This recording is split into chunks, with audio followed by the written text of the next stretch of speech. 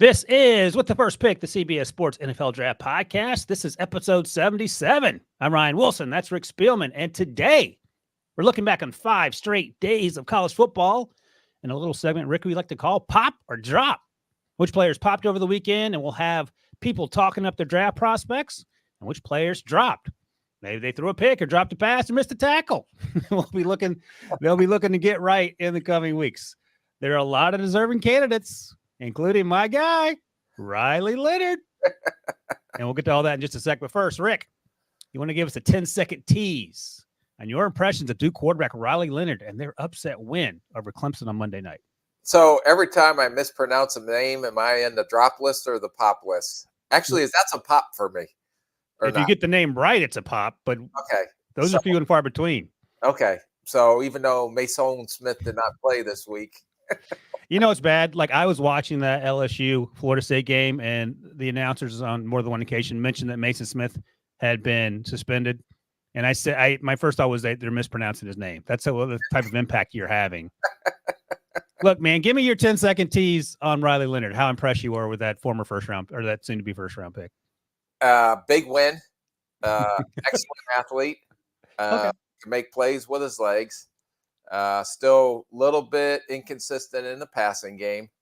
But he did get on a lot of people's radar last night, I would say that. Now, I'm not ready to put the pedestal up and deem him the number 1 overall pick like you are next year's draft, but he did catch a lot of people's attention because of his athleticism. And the biggest thing for me, and I don't want to, is that he did it on a national stage.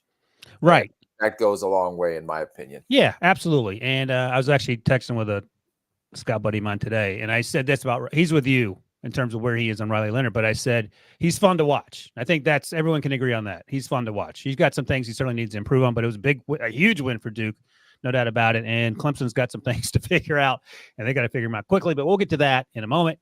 By the way, if you're watching us on YouTube at NFL on CBS, you can see on the official With the First Pick countdown clock, how many days we got, Rick? 233 days. Do you handwrite that, or did you actually go out and buy numbers and expense it? I bought numbers. I did not expense it. If I hand wrote that, my hand would be exhausted. Those are big numbers. You have to go, if you're listening to the podcast, you got to go to YouTube and see the number, the countdown clock. It is fancy. If you're listening, I would advise you to pull your car over, pull it up on YouTube, and behold the majesty that is this With the First Pick countdown clock. 233 days to go there. By the way, if you missed it last Thursday, Rick and I talked about cut down day around the NFL with a focus on those rookies and young players who surprised during training camp and preseason. So you can check all that out in the little podcast feed. Coming up, Rick and I will have the official With the First Pick. Got a lot of official With the First Pick things going on today. We'll have our official With the First Pick Rookie of the Year predictions. So look for that. Bijan Robinson has to be the favorite. You have a sleeper off the top of your head? No, unlike Riley Leonard. Yes, no. Unlike Riley Leonard, Debo's kind of our professor. And I was going to ask for an extension because of the game goes on way past my bedtime. But I was able to get up early and get my homework assignment in today. But I would say my early prediction before will be one of the running backs. Which one I will not say. You have to tune in next Thursday. But right now I'm going to say, and you'll be surprised at my defensive player of the year. Okay. That's a player of the year. I'm trying to think, who did the Lions draft that you're going to pick? So come tune in Thursday for that. Hint, hint. Finally, and Rick, this was Debo's idea, and I actually kind of like it. If you leave a 5-star review on Apple with a prospect's name, we'll evaluate that player in an upcoming show. Now, my concern is people have been quietly listening to the show, and then we get 200 5-star reviews, which is fantastic.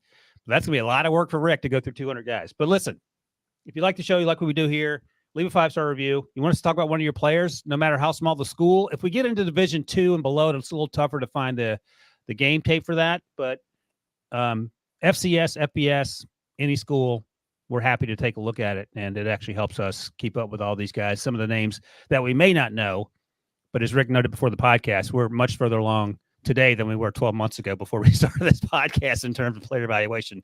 So that's been fun. Meanwhile, while you had to take a second, hit the old thumbs up on YouTube, NFL, and CBS. Of course, it helps grow the show and spread the word. All right, Rick, let's do this. Let's do this. Let's start. Let's go. Let's go. Kind of exciting because we actually finally got to see some 2023 tape, and I just have to say it was a very exciting week of college football, and what a way to kick it off. I mean, it's a 5-day stretch, started Thursday night through Monday night, holiday weekend, of course, so everyone had to get Labor Day, and every single day was exciting. I mean, there were great game after great game, and let's start in Colorado. Actually, start in TCU. They played down at TCU. Colorado at TCU. Colorado was 20.5-point underdogs. Like, no one thought they were going to win that football game except Coach Prime. And by the way, Deion Sanders, Hall of Famer, wants people to call him Coach Prime. I might call him Coach Prime, given what he's done over there. I was talking to one of my buddies from college, Rick, who's a coach's agent. He's been a coach's agent for 20 years. And I was talking to him last week. I said, do you think Deion has a chance? And he said, you know what? He came in with no coaching experience at Jackson State. I didn't believe he was going to turn around there, and he turned that thing around. I am not going to doubt Deion Sanders. And I think that's a lesson. And look, you may not like his braggadocio persona, but what's the old saying? If you can back it up, it ain't bragging. Well, I'll tell you this, and my wife, you think I'm old school. My wife's very old school as well. I don't think there's another coach in college that could have brought in the amount of players did in the transfer portal to get them all on the same page and to have them go out and do what they did the first week that no one believed in them. My wife was like, what about those poor kids that had scholarships and what about their education? I said, hon, the college game has totally changed. It was a business, but now it's just a business only. With the NIL, that's a good way to put it. Yeah. Portal, you either win or you get fired. So do you think these coaches, and I'm not saying all of them, and I don't want to get in trouble here, but they're in it. No one's listening. Go ahead. Who are they? It's just different than maybe it was 5 or 6 years. Hey, our graduation record is 98%, but our win percentage is 17%. Well, guess what? You don't have a job. Yeah. So, especially at these Power 5 schools. Now, if you want to go, and I don't know if there's another coach that could have taken all those kids and the charismatic leader that Prime is, and him to get all those kids on the same page, and him to go out and prove that he is not only a great leader of men in that locker room, but how he put that team together and how they went out and performed week one. Now, I know the bandwagon is, people are jumping, they're falling off the bandwagon. There's not enough room right now. Right. Got a long season to go, and they got a lot of games to play yet. But it was, to me, fascinating to see how he can go in there, turn over the roster almost 90%, and go out there and do what they did in a short amount of time that they did. Yeah, I don't remember the exact numbers. Maybe Debo can find them, but I do know there were very few remaining players from last year's squad that won one football game. One of them was number 43, the safety, who had an interception in the end zone, who was laying dudes out left and right. So he was drinking the Prime Kool-Aid, and he kept his job. Shout out to number 43. But in terms of, we're not talking about the defense right now. We're talking about Shedeur Sanders, because I watched him over the summer, and sometimes, tell me what you think of this. Sometimes it's hard to get a feel for an FCS player who's on a team that's dominating, kicking the crap out of everyone else. And I couldn't really tell whether he was really good or just on a team with great players at Jackson State that beat everyone they faced. And then, as you talked about briefly with Riley Leonard, the moment was certainly not too big for Shedeur Sanders on the road at TCU, threw for over 500 yards, set a school record with that, threw 4 or 5 touchdowns. I think threw 5 touchdowns. And the only mistake he made, he underthrew his first deep ball by about a half a step, and then he ran out of bounds early, I think in the first half, on a sack that ended up being a sack. If he just thrown the ball away, it'd have been an incompletion. And those are the type of things you can live with long term. You're not turning the ball over. You're not throwing the ball into harm's way. You're consistently hitting your receivers in the face so they have opportunities for yards after catch. And your deep ball, it looks like My guy Jeff Blake. I used to love talking about Jeff Blake because he was at ECU when I was growing up, and he used to throw the deep ball, Rick, that was so high it would go out of the television screen, and then it would parachute down into the receiver's hand 60-something yards later. I had very few issues with the way that Shedeur Sanders played. And if you're looking here, Debo, put the graphic up on YouTube. 510 yards on Saturday for Shedeur Sanders, school record. The only other name I recognize is Coy Detmer down in 1996. He had 457. So what were your thoughts of Sanders? I didn't know if you had a chance to see him at Jackson State before. No, but just watching him, and I agree with everything you said, the throws he made, accurate at all levels of the field, the athleticism, everything that you talk about.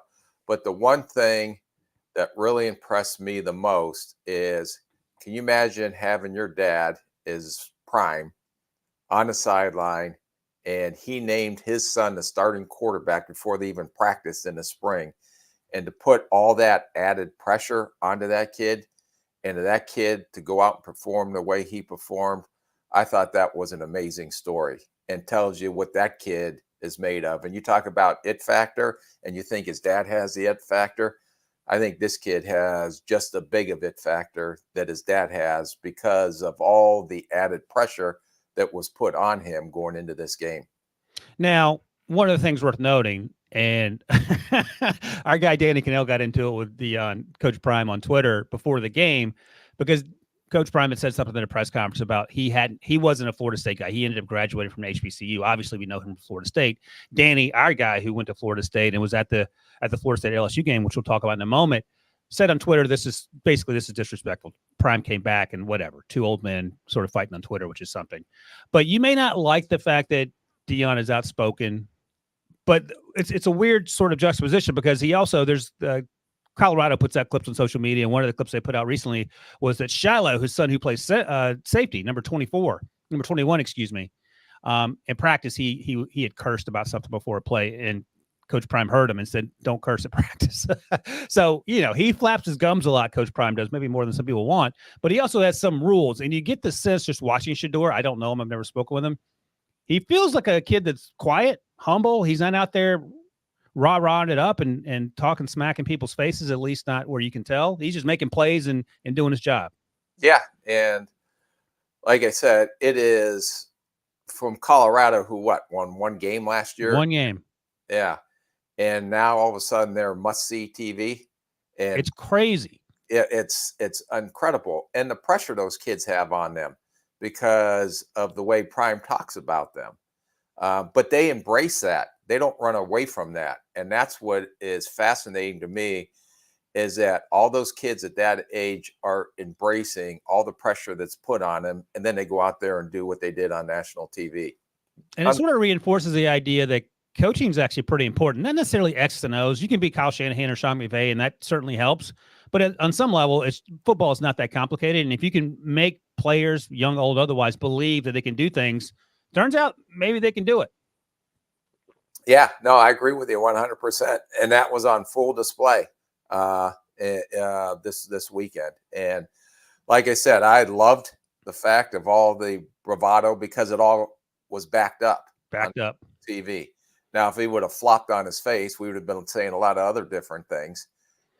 But he went out there, he built the program up, he built the kids up, and then they lived up to those expectations that he put on them, which I give credit to him as the leader in that locker room for them to come and do that. Now, what's the encore?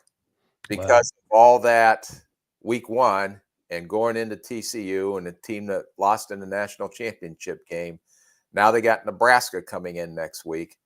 What do you do to follow that up? Their schedule gets tough. Or do you continue to rise to the challenge, as we like to say? They have Nebraska September 9th, and the end of September, it's Oregon, then USC. So we'll find out pretty quickly where this team is. But, man, what a fun story. So coming into the season, talked to some folks, and Shedeur was like late third, early fourth preliminarily on the sort of summer scouting, spring scouting board. What's changed? Wow, we performed. Now it's one sample size. One game. One sample size. You have to feel pretty good about the direction he's going. Yeah. Just with like Leonard Riley or Riley Leonard, whatever heck the quarterback name from Duke is that you fall in love with. So now the spotlight's on you. Now you grabbed everybody's attention. What do you do with the attention even on you and the microscope even on you more than it was maybe before the season started? Because look, he's not a running quarterback. That's not his game, but he is nimble inside and outside the pocket behind the line of scrimmage. He moves pretty well in the pocket. Sometimes he'll drift into pressure when he drops back, but these are easy fixes. You've talked about this before. His arm looks plenty good on television. Like, it's not a Quinn Ewers type situation or a Riley Leonard type situation. He can throw the football. And on tape, because I was taken back a little bit about some of the throws and the ball placement down the field. And a couple of those balls, deep balls he laid in over the shoulder. Those receivers right there in the breadbasket. That tells you that this kid has something to him, not only physically and on the field, but what we talked about earlier, the it factor when the spotlight is on him. He seemed to thrive in that environment. So I don't think I talked about this. Maybe I mentioned last week. My first official mock draft version 1.0 came out on Monday, Labor Day, and Shedeur and Riley weren't on there. But right now, the race for QB3 is wide open, like wide open. And I think Shedeur is the favorite right now for me. Now, let's hold the horse. There's a lot of the good. A lot.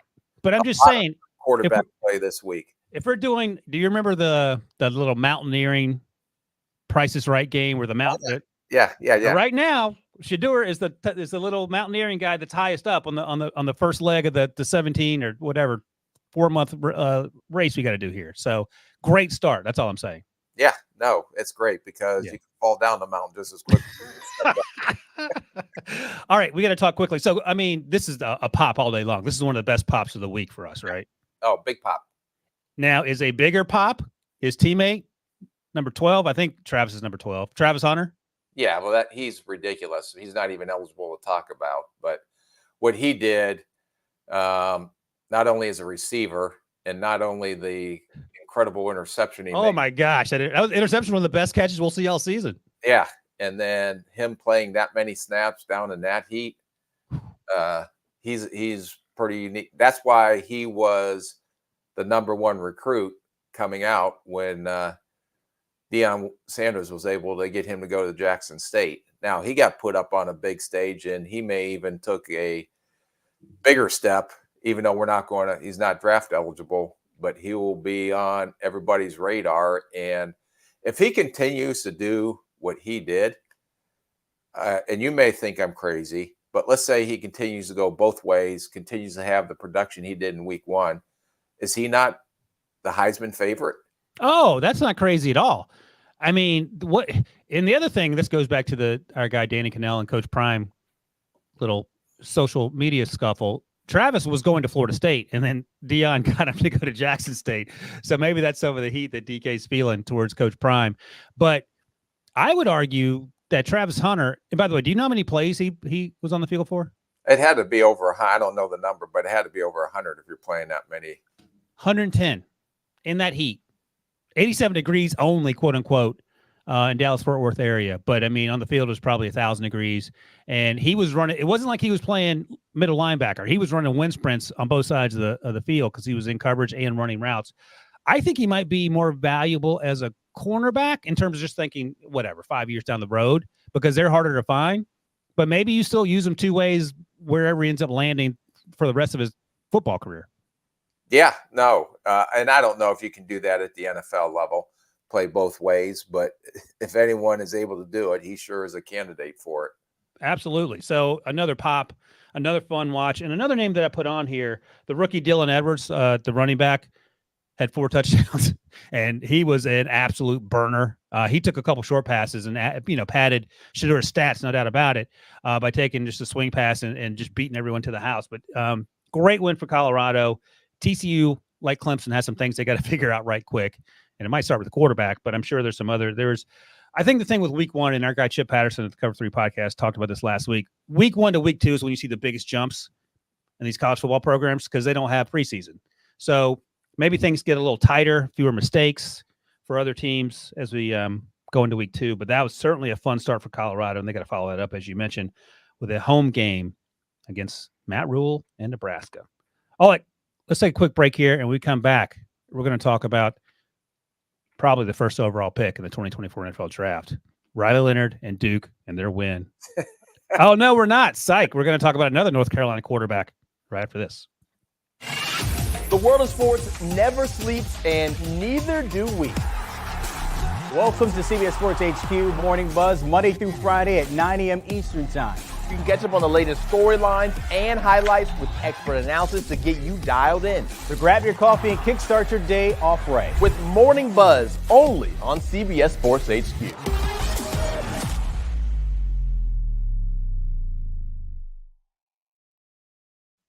Rick, I'm so desperate to talk about Riley Leonard. I forgot about the consensus QB2 in this draft class as of right now, and maybe he'll move up at some point. Drake Maye out of North Carolina went up against Spencer Rattler in Charlotte when they faced the Gamecocks of South Carolina.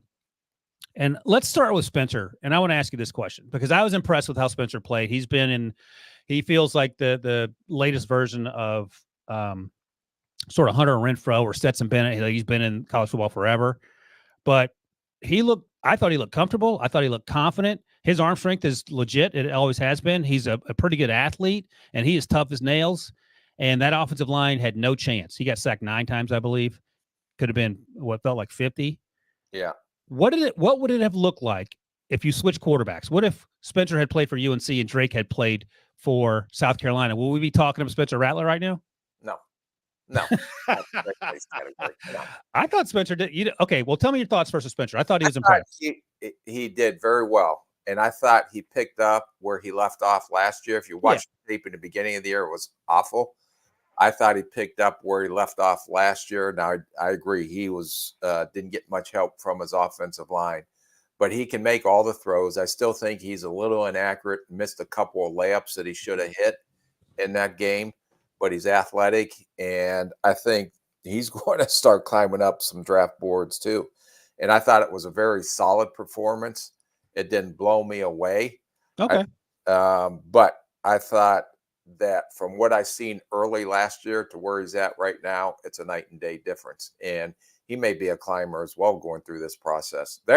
You can talk about almost any of these quarterbacks that we're going to talk about today that are going to be jockeying, as you said, for that number 3 position. But he is not Drake Maye. No, he's not Drake Maye, but he certainly would have benefited from an offensive line that didn't allow him to get killed play after play. That's all I'm saying. Yeah, well, maybe they get the ball out faster on some plays. That helped too. But let's talk about your guy, Leggett, number 17, the wide receiver. Yeah, from I South was Carolina. like, who in the heck is this kid? I'm like, who's this big guy going up and get the ball and runs like a deer? And he was a guy that I put on the list just to make sure we monitor. Yeah. Because I believe he also did some kickoff returns as well, if I'm not mistaken. He was on some preseason watch list, and one of the grades I got from some of my people there, he was potential late round priority free agent type coming into the season, but he was popping. He was on our list of pop or drop, but he certainly popped in a situation where they were struggling at times to move the ball. Yeah, but he is a big physical receiver. It looks like he can run, a little raw. He had glimpses to me, and I'm not going to go crazy on it yet, of Cordero Patterson type traits. Yeah. With that no, size. he looked like him getting off the bus. Yeah, that size, that athleticism. I just first, like I said, you go through your pewter and try to figure out, comps or things like that. When I was watching that, boom, Cordell Patterson popped up into my head just initially. You used the Rick pewter.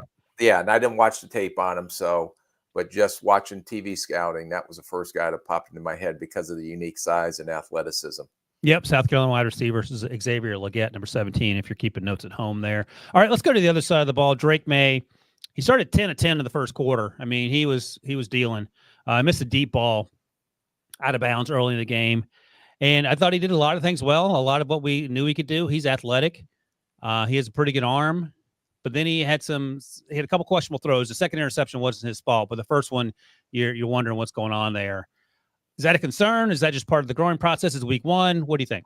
Well, I got that answered when he got nailed, throwing it off his back foot and threw the touchdown during the game. I can't remember what quarter it was, but he rolled out to his left and off balance, threw one up there, and that receiver made a great catch, adjusting to the throw in the end zone. But I thought it was a great throw, and he just needs to cut down. I think he is a little bit of a risk taker. Yep. I think that first interception, just throw the ball away and live for another down or punt the ball. Second one wasn't his fault. First one was. And I think he'll learn from that. But there's no question in my mind he is right up there as the number 2 quarterback off the board. And I don't think it's close right now. And it's not. We don't know who quarterback 3 is. Is the distance bigger between Caleb Williams and Drake Maye or whoever's behind door number quarterback 3? There's a bigger gap between Drake Maye and quarterback number 3 than there is between Caleb Williams and Drake Maye. Yeah. I thought, and I'm probably going to get ripped. I said I just see traits of Lawrence. No, that's their worst comps than that. Huh? I'm sure my comp was worse than that. I think I said Daniel Jones or something. Oh my God, yeah, that was horrible. There you go. If you want to feel better about yourself, just ask me my comp, and then you'll immediately feel like I feel a lot better now. Trevor Lawrence isn't terrible. Trevor Lawrence is more polished at this point, but just the size and the movement skills and the arm talent. I just that's who popped in my head when I was watching him. You think his arm is as good as Trevor's? I think yes. Okay. Now, but it's not as good as Spencer Rattler's, I don't think. Yes, it is. It's better. You think so? Yes. Okay. So Drake popped. Xavier Legette popped on the unofficial pop board. What about Spencer? I would say I would give him a mild pop. A mild pop. I don't know what Debo calls a mild pop. I don't know what we call no pop either. If it just No, it's like the scouts when they give a fence grade. Give a what? They give him a fence grade. It's like, I don't know. What do you think of it? Gotcha. But if we're not doing fence grades and you either have to say pop or drop, yeah, I will give Spencer a pop. I think a fence grade in the pop or drop world is a dud. Like it didn't go off either way. Well, all right. Drop. I'm going to give Spencer a pop. I was happy with how Spencer played. New rule on this podcast. It's either pop or drop. No dud. All right. Pop for Spencer. Pop for Xavier Legette. Pop for Drake Maye. And by the way, the UNC offensive line gave him a lot of time. So credit to them. That defense was getting after it. So we'll keep an eye on the rest of those teammates around Spencer and Drake and see how they do there. Next up on the list, going to LSU, Florida State. That game was in Orlando. And I just watched the broadcast version. I haven't gone back and watched it. So I'll let you take the reins for Jordan Travis, Florida State quarterback, versus Jaden Daniels, LSU quarterback, and tell me, because their numbers are the same, but Daniels had some letdowns in the second half that it's not why LSU lost, but it certainly didn't help them in their trying to stay close with Florida State and what ended up being a blowout. I'm going to give Jordan Travis a pop, and I'm going to give Jaden Daniels a drop. I think that's right. Drop, and Travis, I don't know how big he is, but he has very good command of the offense, very good accurate thrower. We'll talk about the Michigan State transfer, Keon Coleman, coming up. So he has some weapons to throw to, but I thought the biggest negatives coming out of Travis Jordan was the dumb interception after the muff punt, throwing an interception on a quick bubble screen, and then that jump pass that should have been intercepted that probably would have turned the game down near his goal line. Just take your sack and move on in life. But other than those two plays, he really popped out to me, and I thought he really improved his draft stock. Jaden Daniels, this guy, there's no question about his size and his athleticism. I just don't get the same sense. He missed some easy throws, in my opinion. He made some very good throws, too, and he can stand in the pocket. But I don't get, and maybe I'm wrong, but I don't get the same feeling watching him play quarterback as I watched Travis. Travis had command, and he looks like he knows how to play the position. I'm just not sure if Jaden Daniels yet is more of an athlete playing position, or can he actually be a quarterback. But I am not a huge Jaden Daniels fan coming off this performance. Yeah, but I think if you just stopped at the first half, it'd probably be closer to a tie, and then things sort of went sideways in the final 30 minutes. Just so you know, Jaden Daniels unofficially 6'3", 205, 4.52 guy. He feels a little more athletic, more dynamic in space than Jordan Travis, but clearly Jordan Travis is able to win with his feet. And Jordan Travis is unofficially 6'1", 196, 4.55 guy. They've both been I think Daniels is a fourth-year senior, and Travis is coming into his sixth year, so he's been around the block a little bit. So, quarterbacks. I would say is watching Jaden Daniels last year. He took more shots down the field in this game than he did last year, but I still don't think the consistency is there yet to crown him as the race to the third quarterback in this draft. Yeah, and he's fallen behind on your little Price is Right mountain man climbing up there with his little pick. And his little, you know what I'm talking about. Lead hosers. Leading hosers, I think so, yeah. Lead noses. That's my German. Nächste Frankenstein. Yeah. Jesus, Debo.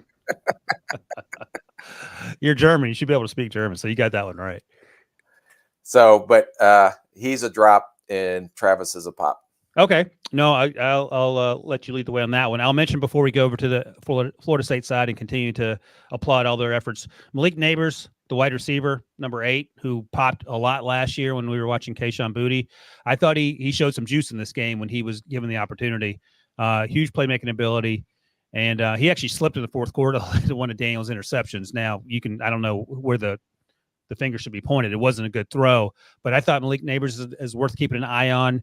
I'm going to be a neutral on him just because I know we can't. Either they pop or they drop. I will give him a drop by association. It's not his fault. He should have been better quarterback play, but it was clear to me that he was good. Makai Wingo, number 18. Mason Smith didn't play. Look at Debo.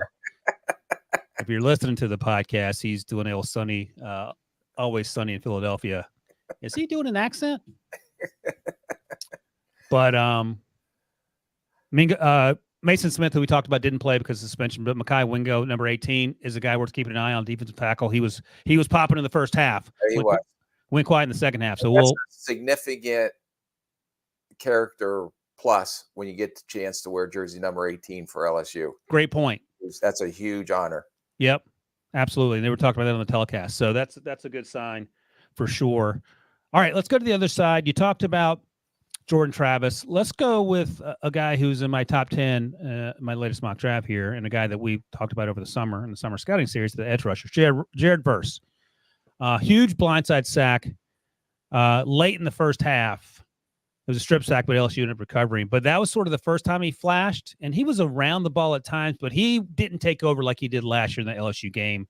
No, but last year was just an exceptional performance, and I'm sure that they didn't know who the hell was going into the game. Some Yahoo from Albany, right? There was I believe a tight end in the past. Absolutely. So, but he did get a lot of pressures on the quarterback when you break it down and watch the tape. Very good. He comes straight forward, and he is a powerful man, and he is explosive off his hips. And I just think he needs to still work on some counter moves. But a couple of times that he got around the quarterback, I had him for that quarterback hit that was eventually overruled as a sack, but he had 3 quarterback pressures. And he was disruptive, not as productive, but very disruptive. And I don't think he gets enough credit, or I'm giving him credit for how he plays a run, because he can stand up an offensive tackle, and he's very instinctive to find the ball carrier once he separates from the block. And he plays with his hair on fire. So I'm going to give him a pop. Pop for Jared Verse. Love it. All right. We'll mention briefly our guy, Jaheim Bell, again, a tight end who transferred from South Carolina. South Carolina could have used him the other night for sure. Sort of a jack of all trades in terms of where they line him up. He scored 2 touchdowns late. One was an end around, and he had played some running back at South Carolina. Didn't really show often. I'll give him a drop just because he wasn't as prevalent as perhaps maybe he could have been. No, it doesn't mean anything. It doesn't mean that I don't like him. It's just that I would have liked to see a little more, and I'm sure we'll get that throughout the season. But the athleticism was clearly there. Yeah, and he's got to get a little bit sharper running routes. He had the 4-yard touchdown run on the jet sweep, and then he had the 44-yard TD on a busted coverage, and you showed his speed once he got the ball in his hand. I really was kind of impressed, even though it's not going to make a living as a blocker. He really gave some effort, although he's mismatched versus bigger bodies. But was intriguing to me and what will scouts and what will be talked about in the draft rooms. And I charted this. 8 times he lined up in the backfield. 16 times he was either the Y or the H-back. 24 times he lined up in the slot, and 8 times he was lined up out wide as a receiver. So that tells you the multi-position and the versatility he brings to an offense. He just has to be more detailed in what he's doing, but they're asking him to do a lot and lining him up in a lot of different places. So I think he'll continue to improve during the season. He just needs to be a little bit more attention to detail, especially when he's running routes in the passing game. Yeah. And he did have one bad drop. Travis Jordan rolled to his left. He was coming across, did a great job adjusting his route. And then Travis Jordan made a heck of a throw, throwing a little bit back across his body, and he dropped that one. That one was disappointing to me. Yeah, you mentioned versatility. When you say why, you mean he's an inline tight end, like a traditional tight end? That's not what he's going to be in the NFL, but they did line him up on the line of scrimmage next to the offensive tackle in a 3-point stance. And like you said, he got overpowered by the bigger bodies up there, the defensive ends, but he does play hard, and I gave him credit for his effort. In our comp over the summer, I think we both agreed Chig Okonkwo, the second-year tight end now for the Titans. Or Titans, yeah. Yeah, came out of Maryland. Jaheim, as Debo notes, was our number 4 tight end that we talked about during the summer scouting. In terms of Jaden Daniels and Jordan Travis, they both feel like day 3 guys right now, probably? Yeah, I would say that. We'll just figure it out as we go. But just 1 week into this thing, there's nothing that makes you think they're going to be in the contention. For sure. Jordan, if there's anyone going to pop into Friday, it would be him. And okay, coming off this week. All right. And again, we don't care about being a 6-year senior if you're a quarterback, because that's a different position. And actually, sometimes, as we saw during the preseason, experience will help you at least early on in your NFL career. Right. All right. I'll mention quickly Johnny Wilson, the wide receiver of Florida State, who came in as one of the guys to watch, and he had a tough evening, Rick. Yeah, just the drops. I mean, he's big, he's athletic. He's pretty smooth after the catch when he catches it, but catch the ball. And the definition of a receiver is to receive the ball. You got that, Devo? It's right there in the title. He's 6'6", 237, huge target. I will give him credit. He dropped a lot of balls, and maybe his head dropped for a minute or two, but he blocked his ass off. And if you're not going to catch the ball, do something. Yeah. But just look at the definition of a receiver. He's not a wide blocker. He's wide receiver. Yes. All right. He'll bounce back from that. But again, another target for that offense and Jordan Travis. And now let's get to our guy, Keon Coleman. He made my top 50 big board. I'm glad I put him on there. I went back and watched him at Michigan State, and he was a different animal when he got on the field in Orlando. My goodness, he was an absolute game changer. He was shifty in space despite his size. He's a big wide receiver. You see him there. If you watch on YouTube, he's number 4 for Florida State. He makes players miss after the catch, big body, contested catch guy. Had a 40-yard touchdown on that first drive. High point machine. Sort of does all the things you're looking for in a modern-day wide receiver. He probably won't run a 4.3, but if you told me that he did, I'd be like, all right, well, maybe he did. But I think he's one of these receivers that makes a quarterback's job easier because of his size and his big catch radius. Pop, pop, pop, pop. I thought, on that 40-yard touchdown, he made a great move in the open field to finish. He had a 7-yard touchdown in the fade. Great job going up and getting the ball in contested catches. He had a 21-yard TD on another fade route from the slot. Another opportunity to go up and go over top the DB to make that catch. He also caught a 40-yard go ball going up over top. So the thing that really impressed me, I don't know, because he's big, he's athletic. I don't know how fast he's going to be, but in contested situations, he was a man. And when they give the analogy, there's 2 dogs and 1 bone, he was the dog that came down with the bone every time he had an opportunity to go get it. What's your comp? Because when I think of contested catches, I won't tell you the comp I think of because it makes you angry. Who's your comp for a contested catch, big body wide receiver like that? Boy, I don't know. yeah, now you've flabbergasted me. I was like more intrigued on who you think. Well, I always go to my two go-tos. There's a good one, and he's faster than Anquan Bolden. Oh God, yeah, the go-to. It's Well, that's there aren't a lot of guys that in the NFL that are. I mean, AJ Brown's faster, right? It seems to play faster. DK Metcalf's a different player. They're both big, so I don't know. We'll have to come back to that. But he certainly popped. I had to pick one just a little bit right off the bat from last year's draft class. Yeah, I would say Cedric Tillman out of Tennessee a little bit. Okay, that's actually you're pretty good at this. That's not bad. And again, Cedric was hurt last year, so we didn't see a lot of him at Tennessee, but he popped like that for the Browns in preseason. Yep. Keon may be a little shiftier. We'll see as Cedric gets into his career here. But day two conversation all day long. He might be sneaking his way up higher. It's going to be a really deep receiver class, and he just put his name in the mix in a lot of those receivers. Everybody behind Harrison Jr. Yeah. But we're going to talk about him because he was a drop for me this week. Yeah, he's out of my top 100 after what happened over the weekend. All right, that's it for LSU and Florida State. We're going to take a quick break, and then we're going to get to my guy, Riley William Leonard the fourth. Oh, my God. Right after this. Wake up to football highlights and news from around the world with the one and only Morning Footy team. Rise and shine, football fans. Welcome to Morning Footy. Start your all-day football craze with Morning Footy, part of the all-new Golazo Network. All right, Rick, now it's time. I built him up so high. I'm doing a disservice. Here's the thing with Riley Leonard, and we talked about this briefly at the top of the show here. Great athlete. A lot of fun to watch. Incredibly raw. Duke won 9 games last year. They didn't play anyone that was ranked last year.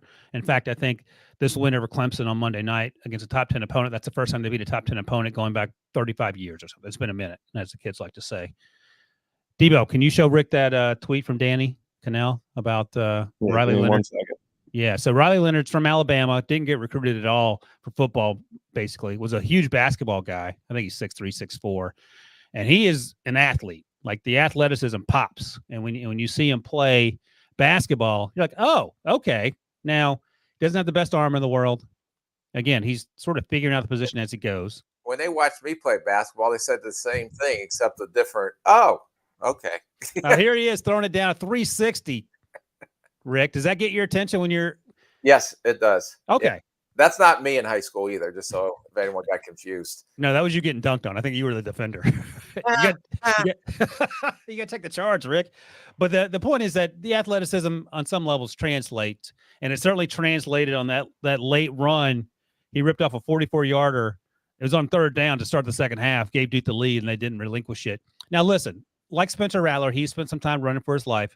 He had some of his receivers drop balls. Jalen Calhoun, number 5 for Duke, is a guy to keep an eye on. And he muffed the punt, had a couple drops, made some plays. So we'll see if he bounces back. But I give Riley Leonard a pop for winning a huge game. It wasn't pretty, but something you can build on. Yeah, no, I agree with you 100%. He was a pop for me, too. And the athleticism was on full display last night. I still needs to develop. The one stat that I try to chart all these guys. He only had 2 throws of plus 20 yards down the field. Now, was it because of run of his life or not? And the other stat was there were only 6 throws of plus 10 yards down the field. Right. And he was 1 of 6 on throws of plus 10 yards down the field. But I'm giving him credit for national stage. Duke beating Clemson. Spotlights on him. Let's see what he does going forward. Just like we talked about Colorado. It's great. You got everybody's attention. Everybody's watching. What are you going to do? But there's no question about his athleticism. I still think he needs to become a more accurate passer, especially when he has to throw, when he's making off-schedule type throws. Sometimes off his back foot, he missed some throws I thought he should have made. But there's no question about his size, his athleticism, and he was the reason why they beat Clemson last night. Yeah, he might be a better athlete. He's a better athlete than Drake Maye in my mind. He's probably a better athlete than Daniel Jones coming out. And Daniel Jones was he could run. Like, people don't give him credit because he looks like. Well, it was on display last year for the Giants. The reason why one was because of Daniel Jones's ability to make plays. I think he was second in the league in rushing. So behind that athleticism has gotten him a long way. In his defense, I will say, too, a lot of those throws down the field, his receivers struggle to get open. And, we know about this Clemson defense. That said, my guy Barrett Carter, I didn't see him. His name was called once, and that's when he missed the tackle in the backfield to start the second half, in which Riley Leonard ripped off a 44-yard run. That was it. You heard Andrew Makuba's name, the safety. He flashed a little bit at times. But there wasn't a lot of other talk about these other guys on defense that were supposed to be stalwarts. No, and even your guy, you're not supposed to talk about the corner. He missed the tackle at the end of that play on the 44-yard run. Yes, he did. So. But I told you coming in, he wasn't going to tackle anybody, so he kept his word on that one. But I made note of that. Yeah, that's tough sledding for Dabo and that team, for sure. But a great win for Duke. A pop for Riley Leonard. How exciting is college football and that atmosphere when they came rushing down on the field after the game? And that's the thing. Like, you don't see that in the NFL because it's yeah, commercialized there's snipers. You'd get shot. There's that too, exactly. And it's a whole different. Yeah, it's great. It's great for finally Duke University gets a break. They had so many things go wrong for them with all the basketball national titles. And you got to give Coach Echo credit for what he's done coming in his first year, and in fact, he was a ACC Coach of the Year last year with the 9 wins. And I was a little bit surprised just watching that game before I go to bed at halftime. Because I don't stay up past 9:30. Nope. Was how hard they played on defense. And they have some pretty good athletes. And they talked about Roman Obin's son. Yeah. Defensive end that kind of popped out yesterday a little bit as well. Al Blades Jr.'s on that team as well, transfer from the U. Yeah, but those guys were flying around. And they were not intimidated by Clemson whatsoever. In fact, I thought they played harder than the Clemson kids did overall last night. And in fact, the sideline reporter on the telecast said after the game or late in the game that from field level, it didn't look like Clemson was faster than Duke on the field. Like it was an even horse race, so to speak. Yeah. And one thing you can control is effort. And there was no question the effort was there for Duke last night. Yeah, great win. We'll see how it goes from here. But like you mentioned, it's a fantastic start to the college season with some huge wins. All right, let's go back out west now. Talk about another guy in the mix for QB3. He's been around the block a minute. Michael Penix Jr., transferred from Indiana. Last year had a good year at Washington. I've never seen, and we sort of joked about this yesterday when we talked, he had to ice his arm down after that game because all he threw were 60-yard bombs, it felt like. Yeah, no, that was a fun game to watch. Now, Boise, he has 2 pretty good receivers to throw to. Yep. But charting him, he had 9 throws of plus 20 yards down the field. I mean, they were airing it out. And 4 of those were completions, and 3 or 4 of those went for touchdowns. So his release, and I may be, again, you can call me crazy, but I don't care. His release, because he has that kind of shot putty release, or even is left-handed, remind me of Phillip Rivers' release a little bit, the way he played. All right, I'll call you crazy. See if you call me crazy. I wrote he looks a little bit like when you squint. That release reminded me of Tua. No, absolutely not. That's all right. Phillip Rivers it is. Go back and watch Phillip Rivers' release and watch this kid's release and tell me if there's any similarities between the two. I think Penix seems like he has a better arm, though. Phillip Rivers had a pretty good arm. He was a pretty good quarterback. He wasn't a bad quarterback, but I think Penix can step on a little bit. One of my scouting lessons I learned is on Phillip Rivers. I was like, how's this guy going to be able to complete passes at the NFL with that type of release? Yeah. So he was very productive at the collegiate level, and I was wrong on that one. How'd he do it? Because he's an anticipatory thrower, and he's an accurate thrower. And just like Michael Penix said, he puts the ball in places where the receivers can go make plays, whether it's the back shoulder, whether it was over the shoulder on downfield throws. Yep. Kid knows how to place the ball to give the receivers a chance to make plays. And a lot, just like Phillip Rivers, not the greatest of athletes. He's probably the least athletic out of all the guys we've talked about so far. But he does a great job placing the ball short, intermediate, deep to give a receivers a chance to go up and make plays. And he has 2 receivers that can do that. Yep, I agree. I'm going to give Michael Penix a pop. I'm guessing you are too. Yeah, no. Did I sound like I gave him a drop? No, I just want to be so I have you on record. 29 of 40, 450 yards, 5 touchdowns. Probably looking at day 3 right now because of the injury history. He's a little older, but no one cares about that. He's rising. You think he's rising? Okay. He's going to go into the Friday mix. But I think, well, the injuries will sort itself out. But I like him. Don't get me wrong. Okay, but He didn't miss a game last year. Mm-hmm. And if he stays healthy this year, that's 2 years that he's not been injured if he stays healthy this year. So even though he's had the double ACLs, that may be less of a concern. Good point. And the 2 receivers you talked about, Rome Odunze, 7 receptions, 132 yards and a touchdown. And then our guy, we didn't talk about him over the summer, but he was on the radar. And this dude popped too. Odunze popped, but I think Jalen McMillan, number 11, popped. Right. Agreed. What did he do here? He had 95 yards, 2 touchdowns, ran for another out of the Wildcat, which was a fun little. He just ran right up through the A gap, but he's got some juice. Now Odunze is more of a Keon Coleman type, maybe not as twitchy. But McMillan, you can line up all over the place. Yeah, and he can go up and get the ball. He's very physical receiver and very strong hands. And McMillan is a little bit more twitchier, a little bit more athletic, and probably a little better speed, but not nearly as strong as Odunze is. Absolutely. What are you tweeting at me here, Debo? What is this? Michael Penix had himself a day against Boise State, cleaned 73% of his passes, led 7 TD drives. Penix has been compared to Tua Tagovailoa by many NFL scouts, according to some random Twitter account. Interesting. That's what Debo was trying to get my back. Okay, so you're going to say if you're comparing him to Tua, he'll be the top 10 pick in next year's NFL draft. You said shoot for the moon. I don't want to compare him to, I don't know, whoever the worst quarterback is. All right, so great start for Michael Penix in Washington, Boise State. They held in there for a little bit, and then things got out of hand pretty quickly. All right, let's stay out west here. UCLA hosted Coastal Carolina. Just going to talk about our guy, Latu, the edge rusher. 10 pressures, 3 sacks, 4 quarterback hurries. He played 31 total pass rushing snaps. Again, I thought he flashed. And you could say, well, it's Coastal Carolina. I was getting in my notes, so I was trying to fill there. So I guess he had to pop. High motor. It was like watching practice tape. This guy was good. Yes. I don't mean to be disrespectful to the Coastal Carolina offense. It is what it is. The tape is what the tape is, right? Yeah, but this guy was smooth, quick, athletic, used his hands, multiple pass rush moves. If I had to pick a clinic tape, I would have picked him on how he rushed the passer this game. And I don't think Coastal Carolina has 2 elite tackles that he went against. Because he went after both of them pretty good.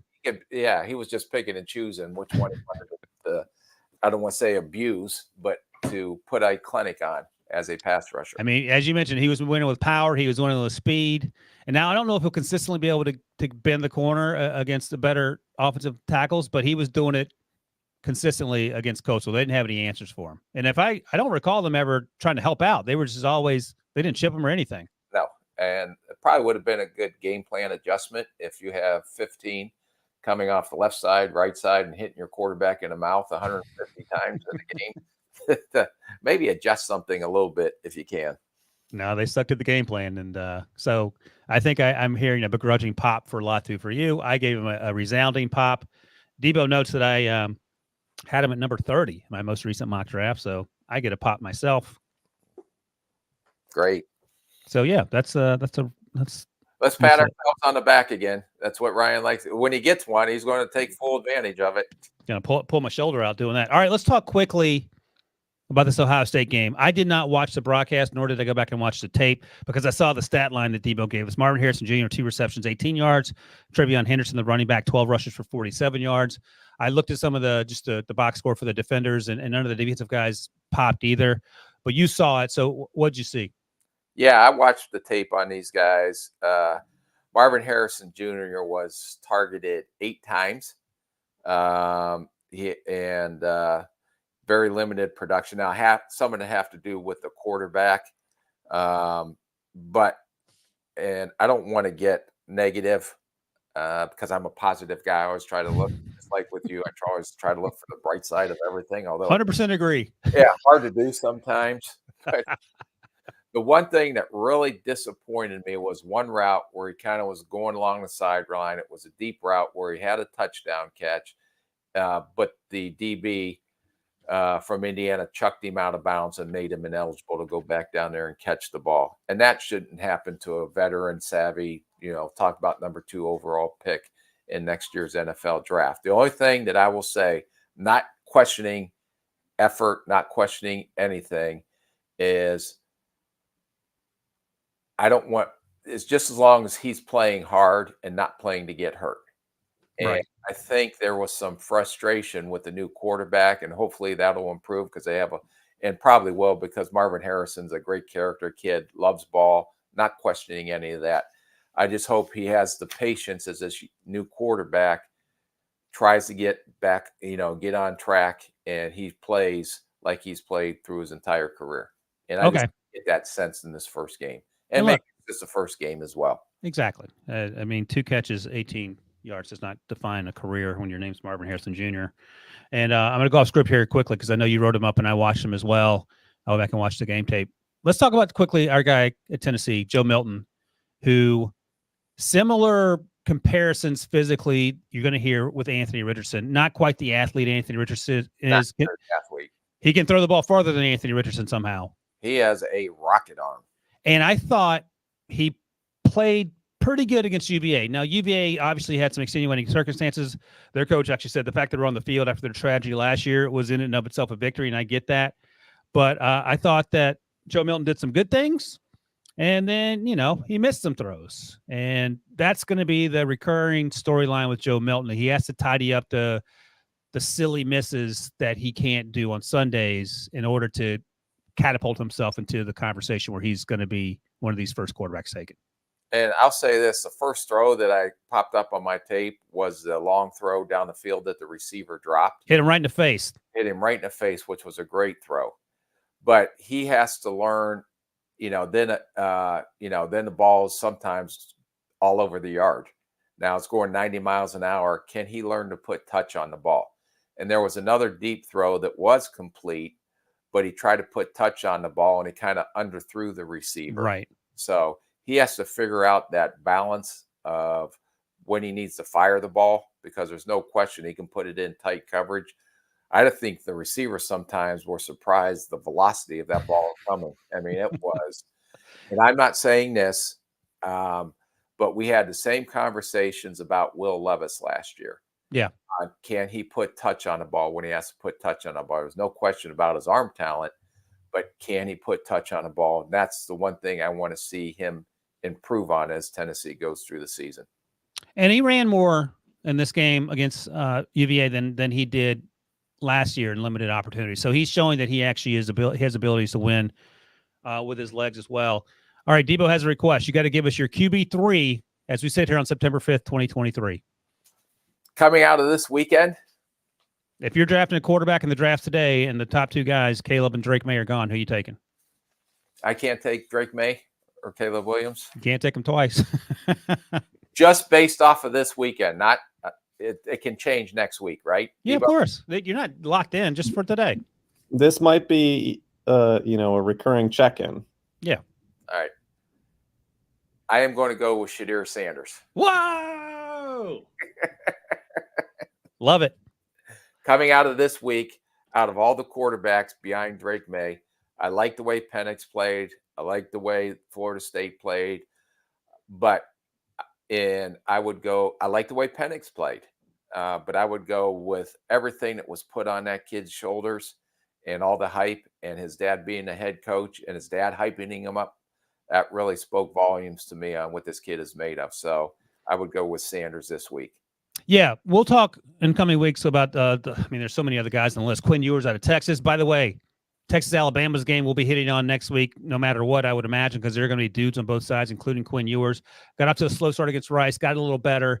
Bo Nix at Oregon. He's going to face Shedeur Sanders in a few weeks. We talked about that. So there's some players to talk about. But I love the Shedeur Sanders QB3 conversation, Rick. Thank you. Making things happen. All right. Would you take, or before we wrap up here, yeah, after watching Sanders versus your boy from Duke, Oh, it's Shedeur all day long. Oh, I know what I wanted to ask you. Off the bandwagon. Stick to your guns. I have like 3 or 4 bandwagons going. It's like keeping plates spinning. So you talked about this last week, and this is worth noting. We were talking about Quinn Ewers coming into the season, how he had the pressure, the added pressure, if you will, of knowing that Arch Manning is going to be breathing down his neck. Do you think there's more pressure, at least from our perspective, on Shedeur because of all the things you talked about with with what Deion's put on him in terms of naming him the starter, coming into this new program, step up in competition, and so on and so forth, and what Quinn Ewers is facing? Yes. I agree. I think so too. Yes. Because definitely. Quinn's worried about one thing, and that's Arch. Shedeur has basically a whole town and college town on his shoulders, in addition to the expectations. And after this week, a nation. And a nation. That's right. And were you surprised? Were you surprised Arch wasn't QB2 on Saturday versus Rice? The only thing, I didn't watch practice and training camp and stuff, but just some rumblings I heard that he kind of struggled. And I'm not saying this because who the hell knows, but he may take a year to adjust to the collegiate level. And that's fine. There's no rush. Yeah. There's no rush for him to play. By the way, that true freshman kicker for Clemson, he probably wishes he took a year off because he had some struggles. Don't even talk to me about kickers. That's why I'm doing podcasts these days. Oh, man. I feel bad for him, but it wasn't his fault. And me, or no? What'd you say?